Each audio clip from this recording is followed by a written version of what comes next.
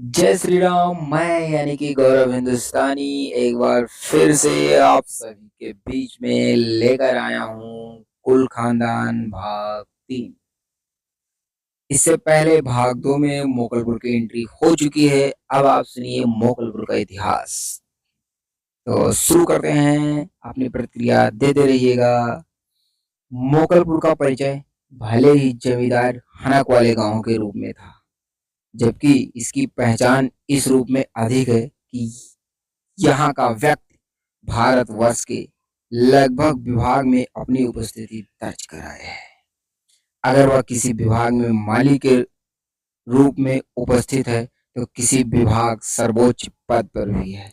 लेकिन इस सबसे इतना गांव के बुजुर्ग इसका जो पहला परिचय बताते हैं वह मोगलिया पठानों से जुड़ा है।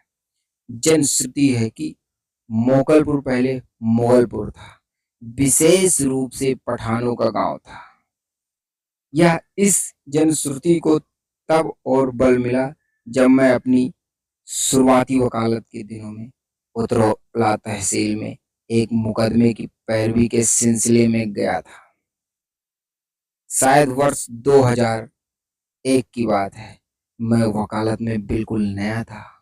वकालत की डिग्री लेकर कचहरी आ तो गया था, लेकिन प्रायोगिक रूप से कोई जानकारी नहीं थी।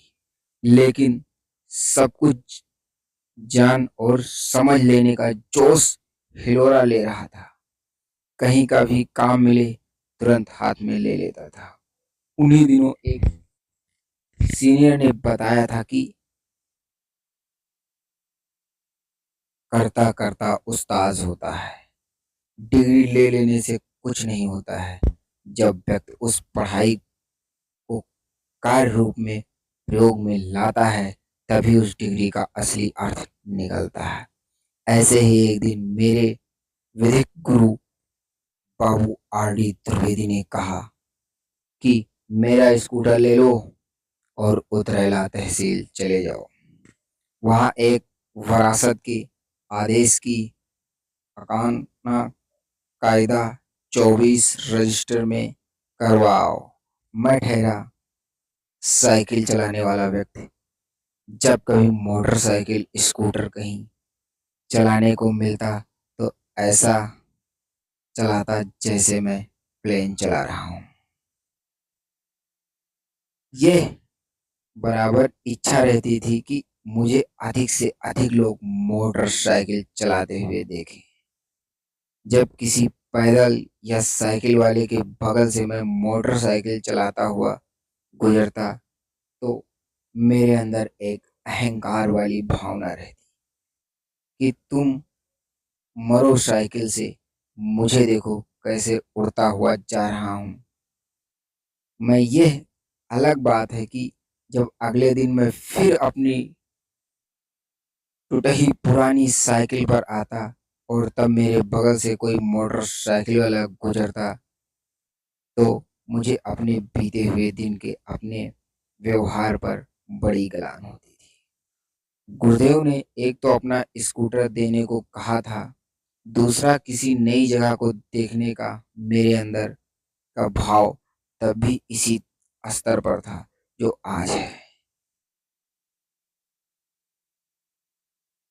यायावरी जीवन मुझे शुरू से पसंद रहा है। अभी तक उतरौला कभी भी नहीं गया था।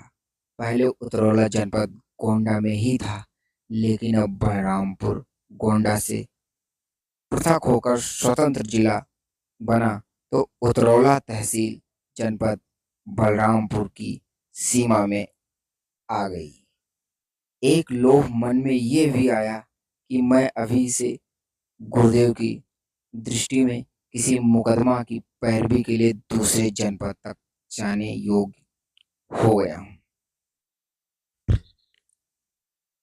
जो भाव गुरुदेव के मन में आया है उसे बनाए रखना है।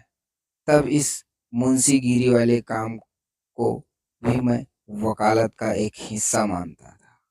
एक सीनियर मुंशी को गुरुदेव के उस पुराने स्कूटर पर बैठाया और उड़ चला। उतरौला तहसील की तरफ। मुझे क्या पता था कि वहां मैं मुगलपुर वाली जुनश्रुति पर एक ऐसी मुहर पाने जा रहा हूँ जो ये चीख चीख कर कह रही थी कि यह जुनश्रुति बिल्कुल सही है। सुनते रहिए कुल खानदान भाग 3 जल्द ही लेकर आ रहा हूँ भाग 4। तब तक देते रहिए अपनी